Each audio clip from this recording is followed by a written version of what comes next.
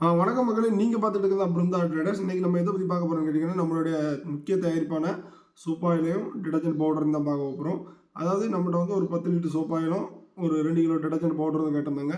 இன்னைக்கு அந்த வாடிக்கையாளர்களுக்கு தான் நம்ம வந்து தயார் பண்ணி, நம்மளுடைய சொந்த தயாரிப்புங்கிறனால நம்ம பக்கத்திலேயே நம்ம போய் வீட்டு வாசல்லே குடுக்குற மாரி இருக்கு. அது மட்டும் இல்ல, நீங்க வெளியூர்ல இருந்து நெறைய பேரு நமக்கு வந்து தொடர்பு கொண்டு நெறைய விஷயங்கள் கேட்குறீங்க. நெறைய இதுங்க ரொம்ப சந்தோஷம்.